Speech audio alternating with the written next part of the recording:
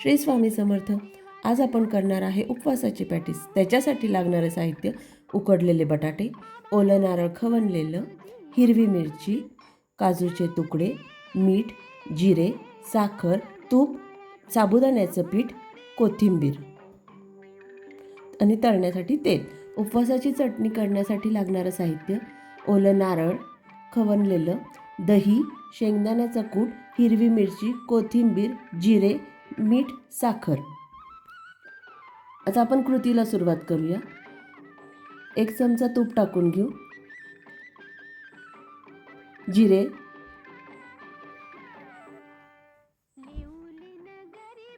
हिरवी मिरची टाकूया,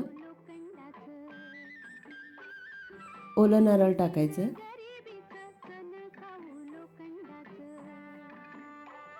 दोन मिनिटच परतायचे, जास्ती परतायचं नाही। मीठ टाकूया आता, काजूचे तुकडे, साखर।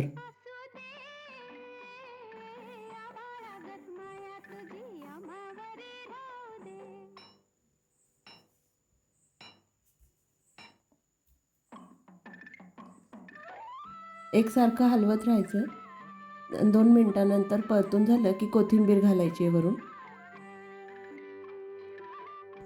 पॅटीसचं सारण तयार आहे।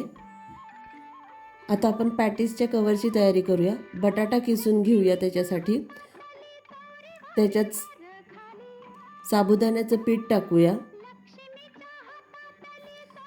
चवीनुसार मीठ टाकूया। आता ते सगळं एकजीव करून घेऊ।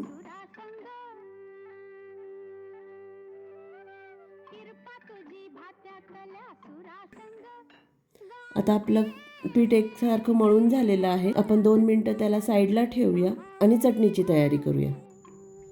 ओलं नारळ टाकून घेऊ, हिरवी मिरची, जिरे, कोथिंबीर, शेंगदाण्याचं कूट, दही, सगळं साहित्य आता मिक्सरमधून आपण बारीक करून घेऊ। असं आता आपण पॅटीस करण्यासाठी हाताला तेल लावून घेऊ। एक छोटा गोळा घेऊया, तो व्यवस्थित हातानं एकजीव करून घेऊ। त्याची हातावर एक पातळ अशी पारी करायची। पुरणपोळीला जशी पारी करतो तशी पारी करून घ्यायची। मध्ये अशी जरा खोलगट ठेवायची आणि त्याच्यात साधारण 1 ते 1.5 चमचा त्याच्यात सारण भरायचं आहे। हलक्या हातानं पारी बंद करायची।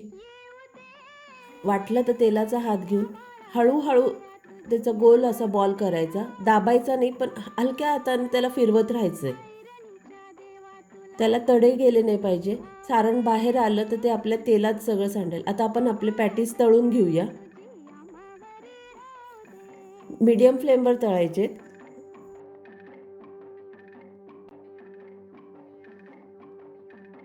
आपलं पॅटीस आता तळून झालेलं आहे। जास्ती डार्क कलर करायचा नाही आहे। आपले खमंग खुसखुशीत उपवासाचे पॅटीस तयार आहे। आवडलं तर नक्की ट्राय करून बघा। कमेंटमध्ये सांगा। चॅनलला सबस्क्राईब करा। थँक्यू।